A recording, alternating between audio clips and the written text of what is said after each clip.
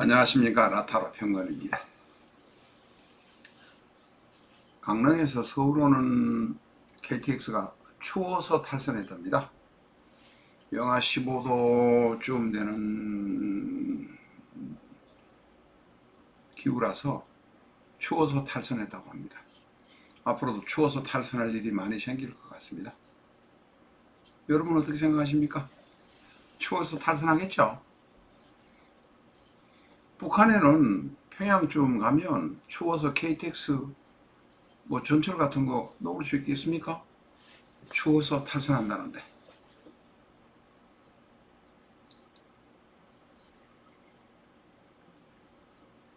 날이 추워서 탈선했다는 코레일 사장. 그 코레일 사장은 여러분이 잘 아시는지 모르겠지만 전대협 2기 의장입니다. 전대협 3기 의장이 임종석이니까 전대협 2기 의장이니까 한 기 앞에의 전대협 의장입니다. 전대협이 뭐 하던 데입니까? 김일성 주체사상을 옹호하고 자주 통일만을 주장했던 데 아닙니까? 그 전대협의 1기 의장 했다는 사람 이인영 씨는 국회의원이죠. 2기는 지금 날이 추워서 탈선했다는 그 코레일 사장 오영식 씨입니다. 3기는 그 유명한 임종석이고요. 이렇습니다. 이 오영식이라는 사람 국회의원은 한 두 번인가 했는 모양인데, 한 번인가 두 번 했는 모양인데 날이 추워서 탈선했답니다. 할 말이 없으니까 이제 그렇게 이야기를 했겠죠. 할 말이 그렇게 없을까요? 저희가 문외한인 저희가 봐도 신호 문제가 아니겠는가, 아니면 그런 문제, 레일의 문제인가, 아니면 KTX의 그 바퀴의 문제인가, 정비를 잘못해서인가, 이렇게 여러 가지 생각을 할 수 있지 않겠습니까?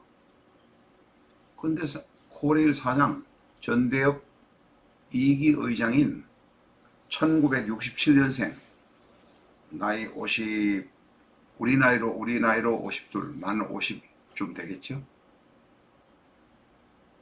전대협이 대단하긴 대단합니다. 회사에, 보통 회사에 있으면 부장 정도?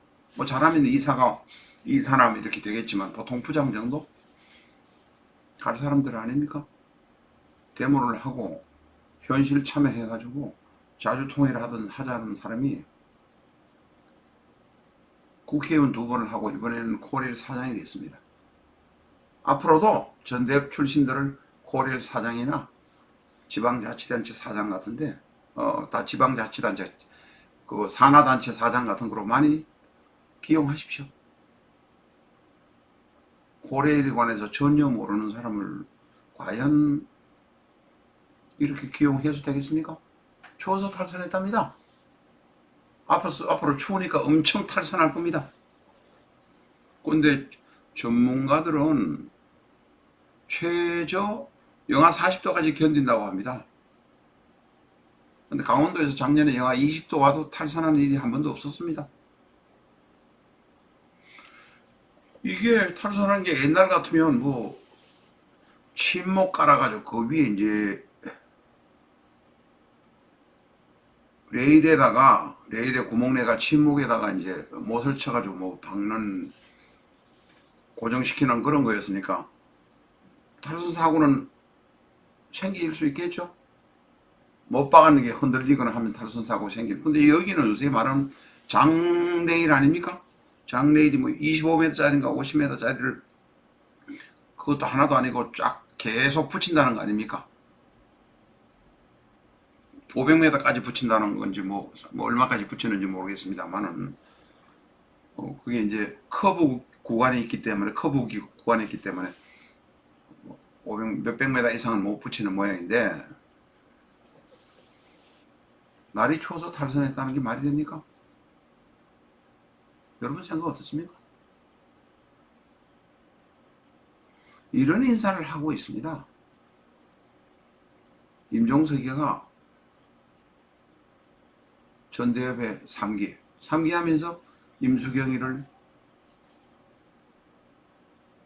평양으로 보냈잖아요. 평양으로 보내가지고 무슨 일이 일어났는지 소문에 여러 가지 많지만 임수경이는 결국은 평양 갔다가 와서 감옥에 몇 년을 가 있다가 결혼했고 다시 이혼했고 그리고 임수경이가 특별히 한 일이 없습니다. 근데 어느 날 갑자기 임수경이가 국회의원이 됐습니다. 18대 국회인가요? 누가 임수경이를 국회의원 만들어준 겁니까? 임종석입니까? 그게 다 전대협입니다. 전대협의 사람이 다는 아니겠지만 거의 대부분이 병역 미필자 기피자들입니다. 형무소 가서 다 떼온 사람들입니다. 그게 전대협입니다. 다는 아닐 겁니다. 군에 갔다 온 사람도 있을 것입니다. 그 임종석이보다도 한기 앞에 전대협 의장 했다는 사람이 KTX 추워서 탈선했답니다. 뭐 절대 그럴 리 없다고 전문가들이 뭐 여러 가지 써놨는데 그거는 뭐 전문가들이 말 안 해도 알지 않겠습니까? 여러분 어떻습니까 생각이? 추워서 탈선했답니다. 추워서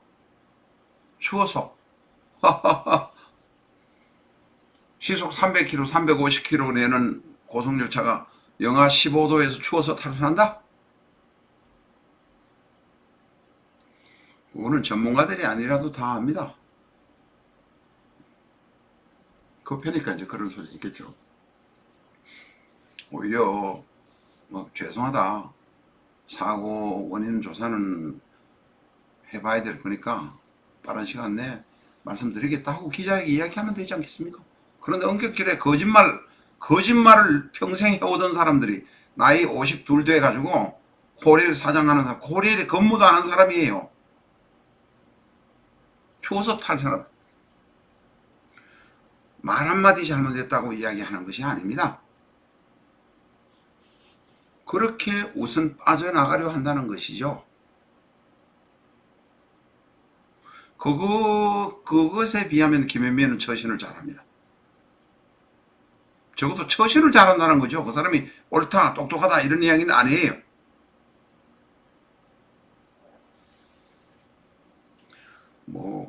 거기에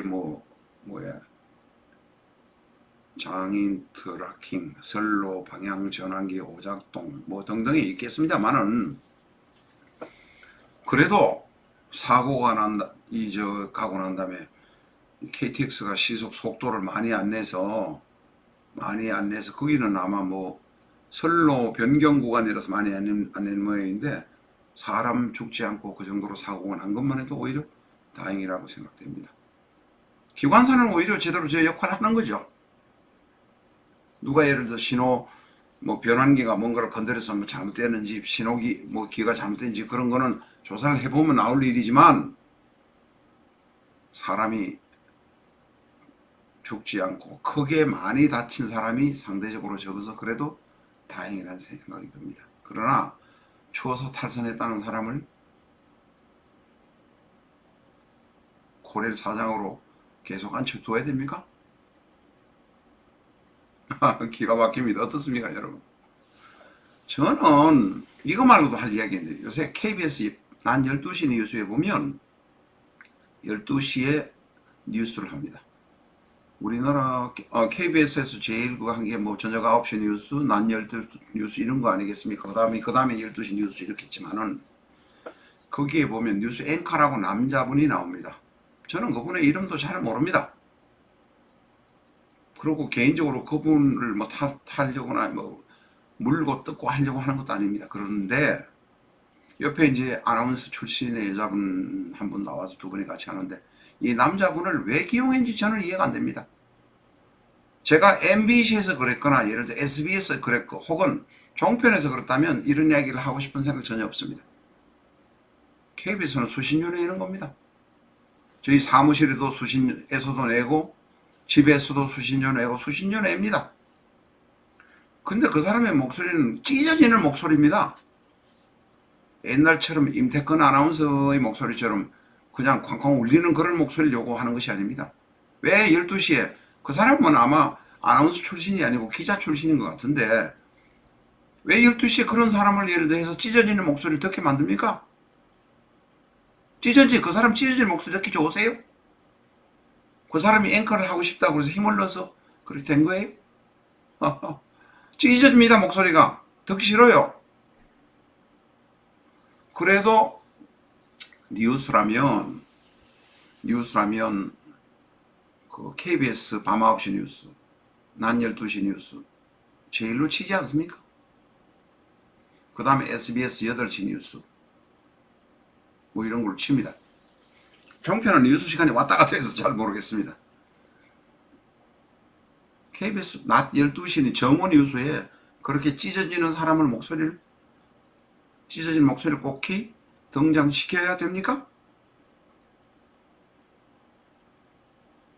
그 사람은 기자면 기자하면 될 것 같은데 그 사람의 욕망이나 파워가 욕망이 세서 그런지 그 사람의 힘이 세서 그런지 12시 뉴스 앵커를 하겠다고 해서 그런 겁니까? 제발 그런 사람 좀 정리 좀 해주세요. 나라가 이게 정말로 어떻게 힘을 써서 어떻게 자리로 가는지를 모르겠습니다.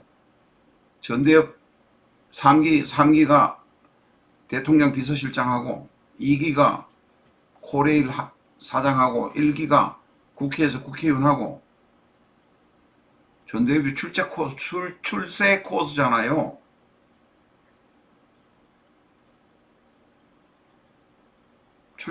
출세 코스. 주체 사상으로 뭉쳐져서 자주적으로 통일을 하려 하다가 그게 안 되니까 출세만 한 겁니까? 기가 막히잖아요. 이 민주당이 집권한 거, 문재인 대통령이 집권한 거는 상대적으로 박근혜나 그 앞에서 너무 잘못한 게 많아서 그렇겠죠? 그건 이해합니다. 집권하는 것도 이해하지만은 그 사람들이 얼마나 문재인을 구워 삶아서 옆에서 침에 발린 소리를 잘해서 저는 김기춘이가 당했던 만큼 그 이분들도 당하리라고 생각됩니다. 추워서 탈선했다는 사람을 코레일 사장으로 앉혀서 해야 되겠습니까? 뭐 더 이상 길게 이야기하고 싶은 생각이 들지 않습니다. 추워서 탈선했다. 하하하하. 라타로의 평론이었습니다. 감사합니다.